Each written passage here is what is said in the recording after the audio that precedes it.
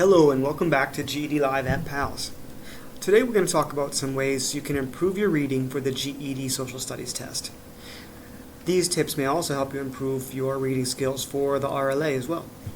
Let's get right to it. So my tip number one for you all is to read daily. The more exposure you get to English or any language in its written or spoken form, the more comfortable you'll be with it. Not only do you want to be able to read quickly and comfortably, you want to be able to be familiar with different types of texts. It's really important to just read historical texts and even political and current event texts, anything that's non-fiction, so you can practice the skills needed. Try to read about 30 minutes a day. That's a good starting point. Another tip is to keep a vocabulary notebook. As you're reading, we'll get into this more later, you can annotate. But it's a good idea to jot down any words you do not know in a notebook. After you've finished reading, or as you read if you prefer, try to find a good definition in a dictionary or simply by searching in Google and write it beside it. It's not really enough to write it down, although writing something down 1 to 10 times does help us remember and recall it. It's a good idea to study it, and there are different strategies you can use. I suggest when you wake up and before bed, quizzing yourself or quizzing with a friend or relative.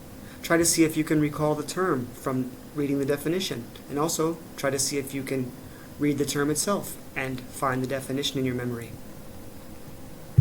Another tip is practice active reading.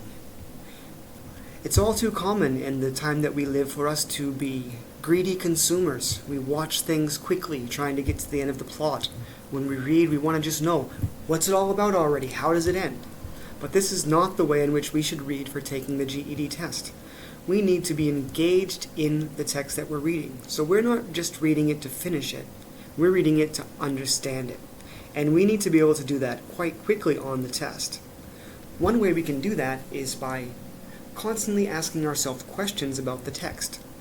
A big one is if we can get objective, bring ourselves way out and look at the text as if we were looking at the whole thing and trying to narrow it down into one main idea. What's the main idea of the text? As you read, think about, what is this all about? Another thing we can ask ourselves is this author showing bias?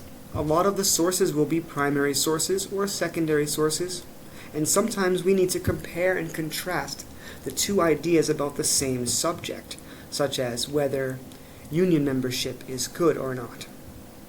So is the author showing a bias towards one opinion about a topic? Another question we can ask ourselves is, what's the argument here? Are they trying to say that communism is evil?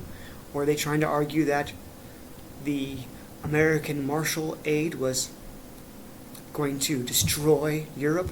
What is their argument? And we can then think about, what are the two sides? If we're constantly thinking about the things we are reading, we're going to be able to remember details and ideas when we go into the questions below. Another tip is for you to practice annotating texts. You can go ahead and pause the video and have a look at how this text has been annotated. To annotate means to take notes about ideas, or in this case you'll see they've even tried to read deeper into the meaning of the text. You could also annotate by taking notes on the vocabulary and adding little definition. As you annotate, you are thoroughly actively reading. You are engaged in the text and trying to understand on more than a superficial level. This could also be useful on the RLA. Say you have to respond to 2 passages and write an essay about them. Annotating the text can get you halfway towards an outline. So you need to expose yourself to the different ways that people wrote and spoke in different centuries. We're going to be looking at documents from the American Revolution and from the time as America evolved. People in the 18th and 19th centuries spoke English much different than we do now. Go ahead and look at English just 60 to 80 years ago. Pull up a clip on how John F. Kennedy spoke, or listen to Franklin Delano Roosevelt. Even then, the accents and the way in which they spoke was much different than we do now. So imagine the difference between the Founding Fathers or Abraham Lincoln. I mean, who says 7 years ago? Nobody talks like that. That's not how you talk with your friends when you go out on the weekend. So you need to have exposure to it to be more comfortable with it so you can understand it and read the deeper meaning. And my final tip, as always in these videos, and to anyone learning, is practice, practice, practice, practice some more, and then practice more before you go on your Netflix binge. That's all. Good luck on the text, and keep looking out at the channel for more tips. Take care.